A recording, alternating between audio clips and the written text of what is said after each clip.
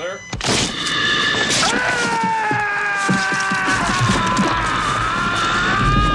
Remakes are nothing new in the horror genre. Since 1933, King Kong has been remade 12 times, and Godzilla, which first appeared in 1954, has been reimagined a whopping 36 times. And we've all seen countless interpretations and remakes of the big four Universal monsters. Sometimes they're great, and sometimes they suck. Literally. But it wasn't until the early 2000s that we began to see a bevy of popular horror remakes, most of which first appeared in the 70s and 80s. So grab some popcorn and your favorite beverage as we count down the top 25 horror remakes of the new millennium.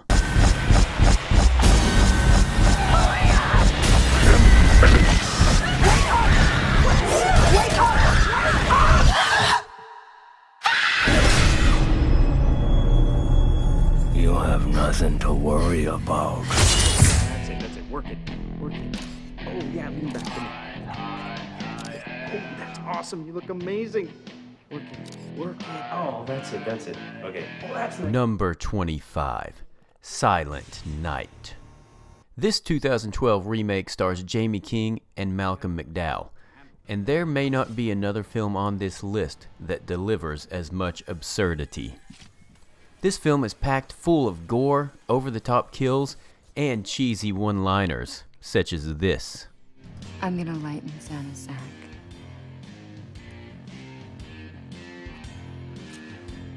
Ho, ho, ho. It captures the campiness of the 80s slashers for sure. And on top of that, Silent Night is filled with Christmas cheer. And a flamethrower.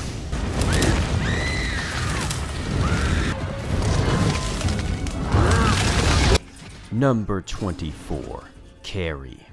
A modern take on the Stephen King classic.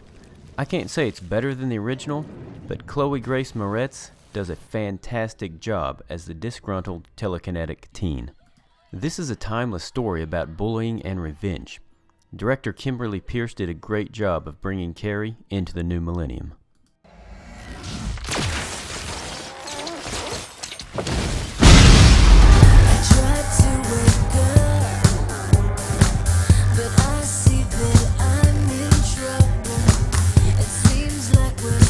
Number 23, Sorority Row. After a prank gone wrong, some sorority sisters end up killing one of their own. Much like I Know What You Did Last Summer, they all, or mostly all, agree to never speak of it again. But of course, somebody talks, and these bitches start dropping like flies around campus.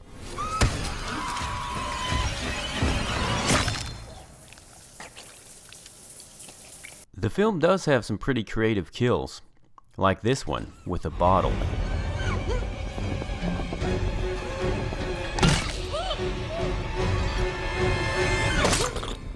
Death by deep throat. And bonus points for Carrie Fisher, racking a shotgun like a pimp on parade.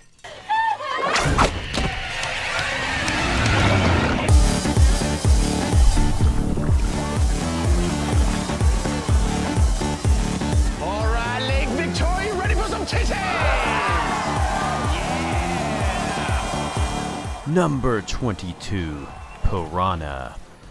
Spring break at Lake Victoria quickly turns into a bloodbath when ancient piranha are released through an underwater earthquake. This movie is pure fun, packed full of gratuitous nudity and more comedy than horror. The horror is still there, but you'll be turning your head away in shame more than fear. Surprisingly, this movie is full of well-known actors too, including Jerry O'Connell, playing Jerry O'Connell.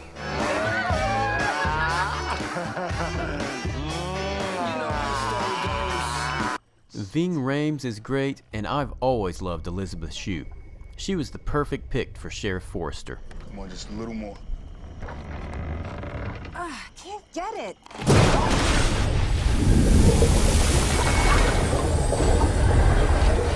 Joe! Give me your hand! So, what do you think?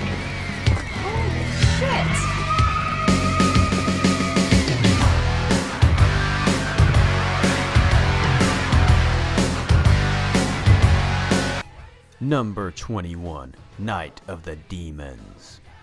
Angela hosts a kick-ass Halloween party at an infamous mansion. And let me just go ahead and tell you, it's a damn good time. Starring Shannon Elizabeth, Monica Keena, Edward Furlong, and one of my personal favorites, Diora Baird. There's a scene where she makes a tube of lipstick disappear, and it's worth the price of admission alone. Night of the Demons is filled with gore and unbridled debauchery. This is a really fun movie to watch around Halloween.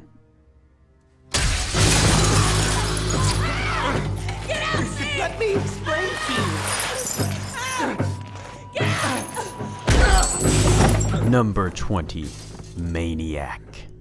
This film is not for everyone. It may come across as quite disturbing to some. It was shot in the first-person view, which gives it a little more realism than most viewers are used to while watching a horror film. Stop staring. You're missing a movie. Love it or hate it, Maniac 2012 is unique. Add to that some beautiful cinematography, and I think most horror fans will agree it deserves a spot on this list.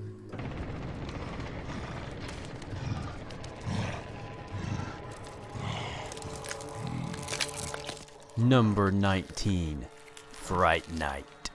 The original 1985 film is a classic, and some classics should be left alone. But Fright Night is an incredible, timeless story that makes it perfect for a reimagining. And this cast couldn't be better with the late great Anton Yelchin, Imogen Poots, Toni Collette, and Colin Farrell portraying Jerry Dandridge. Fright Night 2011 is a solid remake and a damn fun vampire movie.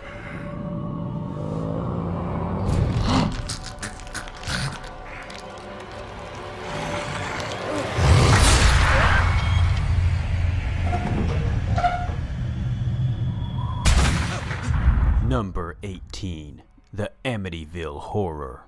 This is the forgotten remake.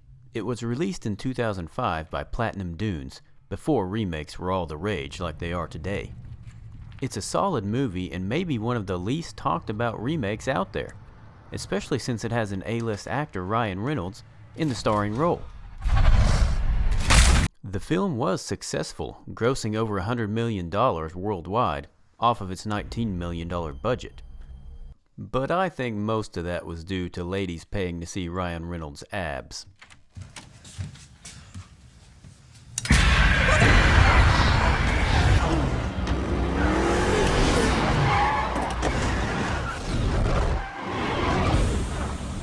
Oh my gosh. Did you hit him? The fuck was that guy doing on the road? Did you hit him? Number 17, The Hitcher. Two college students reluctantly give a ride to a hitchhiker. Once they realize he's a psycho, they kick him out of the car. He spends the rest of the film chasing them down and tormenting the shit out of them. A remake of the 1986 made-for-TV movie, The Hitcher does a few things better than the original. And although Sean Bean does a great job in the film, he can never top the legendary performance of Rutger Hauer from the original. Nevertheless, The Hitcher 2007 is a wild and entertaining ride, to say the least. Number 16, Child's Play. This movie surprised me. To be honest, I wasn't even going to watch it, but it popped up on one of my streaming channels and I thought, what the hell? The story and characters are really good, the acting is good, and the movie is scary. They went a lot farther than I thought they would with the blood and violence. It may be scarier than the original. Aubrey Plaza is fantastic, and Mark Hamill did a great job voicing Chucky. If you missed this one, check it out. It's definitely worth a watch.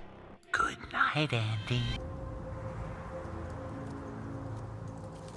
Show yourself!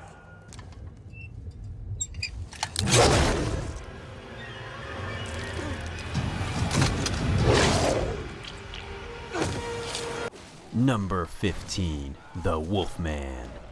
The Wolfman is one of the oldest and most beloved characters in cinema history. This Joe Johnston directed remake of the 1941 original isn't perfect, but the gorgeous setting, brilliant camera movement, and overall color and atmosphere make this film a delight to the eyes. And it's packed full of magnificent actors such as Anthony Hopkins, Benicio del Toro, and Emily Blunt. Number 14. The Town That Dreaded Sundown. This is an interesting spin on the remake culture. The 1976 original film exists in this movie. The characters are actually watching it at a drive-in at the beginning of the film. I think it's a great idea. The 1976 murders went unsolved and rocked this small community. And almost 40 years later, the killer is back. And it's a great premise and a damn good slasher film. I also feel like the original movie from the 70s isn't very well known to the mainstream, so this was a great title for a reboot.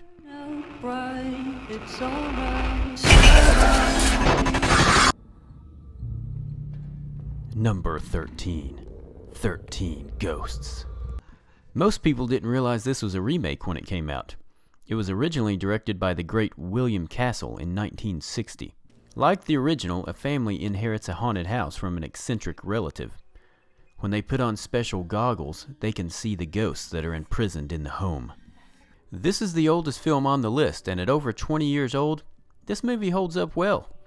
And that naked, angry princess is scary as fuck.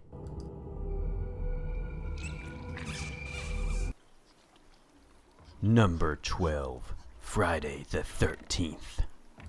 A group of co-eds searching for marijuana near Crystal Lake run into Jason Voorhees. And get dealt with, son! I feel like this film either gets love or hate with nothing in between. I don't love it as much as I did when it first came out, but it's still a great slasher. And Jason looks awesome. And like I've said before, this is far from the worst film in the franchise.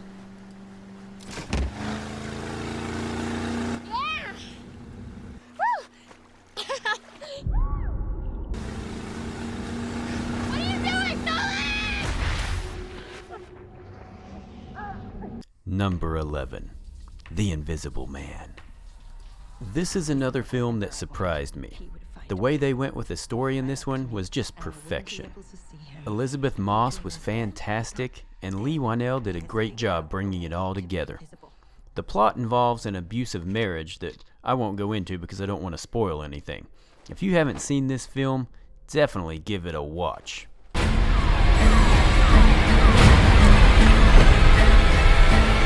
Are you okay?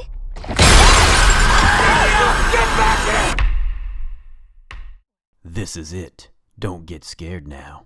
We've made it to the top 10. Since you're still here, why don't you go ahead and hit that subscribe button?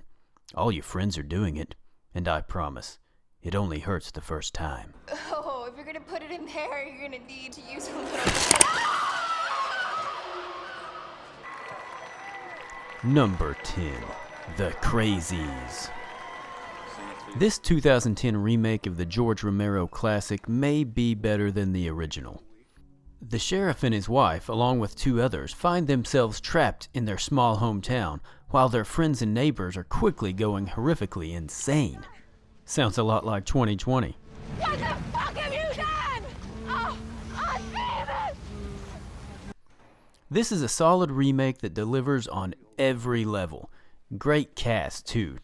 Timothy Olyphant was perfect as the sheriff.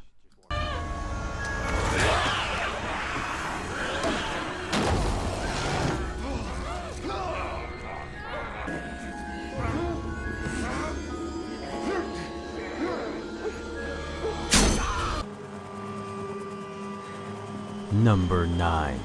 The Thing.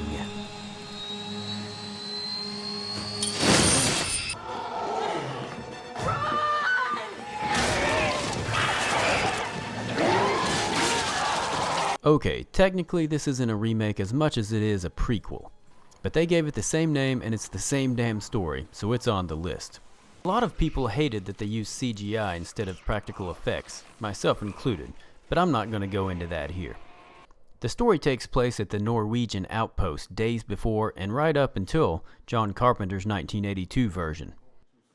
For those of you that don't know, the Thing is an alien that can take the form of any living creature, so you never know who it could be. And the actors do a great job of making the viewer feel that paranoia when watching the film.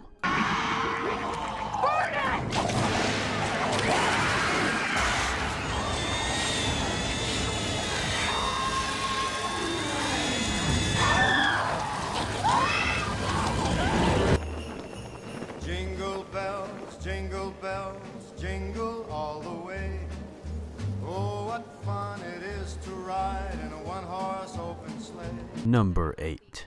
Black Christmas. I must admit, I didn't like this film when it first came out. Now, I fucking love it. What are you doing?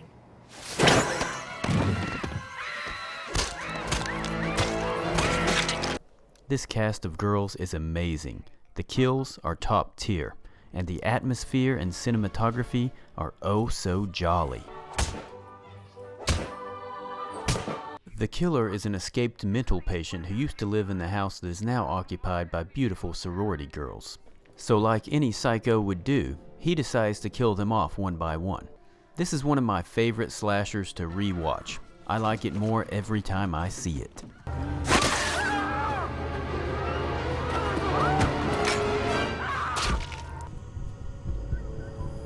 Number 7. The Texas Chainsaw Massacre. If there was ever a horror film not to be remade, I probably would have said this is it. And of course, I would have been wrong. While nothing will match the gritty terror of the original, this film delivered the horror for a new generation. The film was directed by Marcus Nispel, who also directed the 2009 Friday the 13th remake. The cinematography was done by Daniel Pearl, who also did the original 1974 classic, which I think is just awesome. These guys work well together because both of the remakes they did are among the best looking ones in my opinion.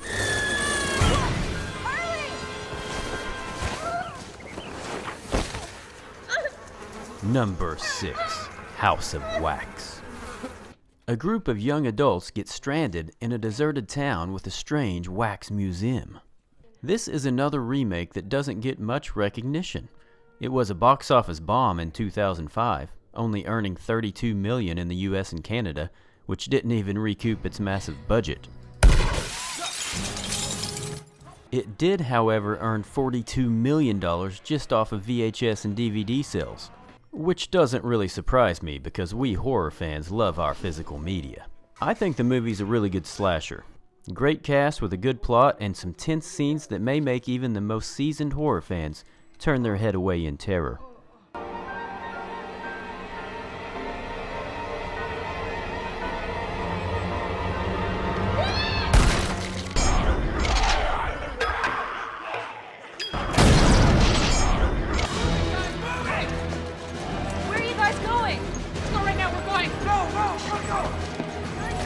Number 5.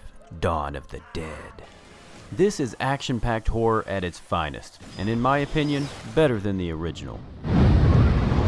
It's fast-paced, it's fun, and the zombies can run.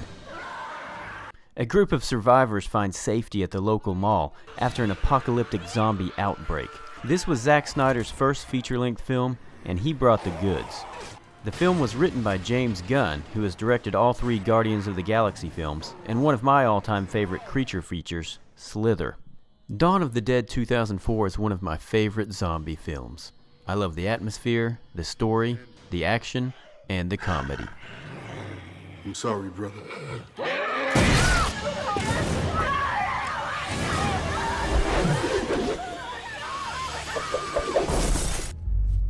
Number 4. My Bloody Valentine. I love this film. The original has always been one of my favorite slashers, but I now find myself rewatching this one more often than I do the original. I'm actually surprised that there wasn't a sequel because this remake was very profitable. With the exception of the number 1 film on this list, My Bloody Valentine is the most profitable film in the top 5. It grossed over $100 million off of its $15 million budget. The film was directed by Patrick Lussier, who most horror fans will know as the editor for a lot of Wes Craven's films in the 1990s, including the first 3 Scream movies. Like the original, this film takes place in a small mining community. It's the 10-year anniversary of some grisly murders that took place on Valentine's Day. And the killer is back. This movie has a great cast, great kills, excellent atmosphere, and is very rewatchable. Shit.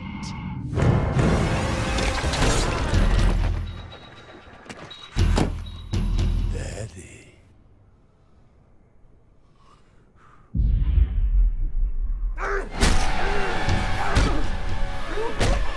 Number 3. The Hills Have Eyes. A family traveling through the desert foolishly decides to take a shortcut in an effort to save time. Instead, they are ambushed by a group of inbred psychopaths. This movie is more disturbing than most, and not one that I rewatch hardly ever. That being said, it is a great horror movie, directed by Alexander Aja, who did films such as High Tension, the Piranha remake, and most recently, Crawl. This film has an in-your-face brutality and realism that the others don't have, except for Maniac, which Aja produced. The Hills Have Eyes isn't as disturbing as Maniac, but it definitely isn't for the faint of heart. I will feast on your soul. Face on this motherfucker! Number 2. Evil Dead. The original Evil Dead is a fan favorite, and like most films on this list, the fans don't want to see it remade. I can remember the backlash when this movie was announced. People were losing their shit. And then the trailer came out and everybody just kind of shut the fuck up. Because this movie looks spectacular.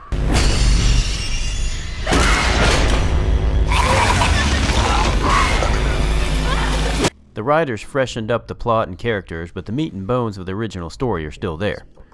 Young adults find the Book of the Dead in the cabin and release hell upon themselves. There was something in the woods. Oh yeah, and there's blood. Lots and lots of blood.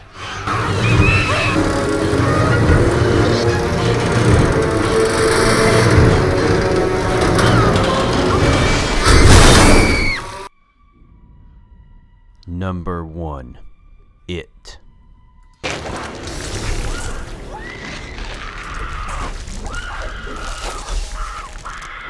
This film was a box office smash, grossing more than $700 million worldwide.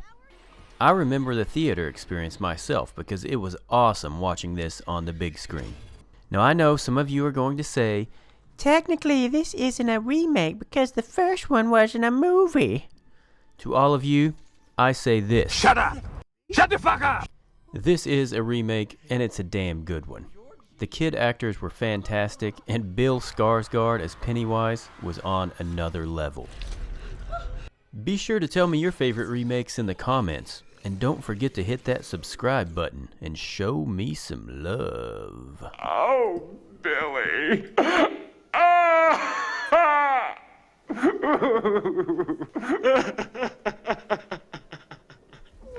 I'm just messing with you. Shut up! Shut the fuck up!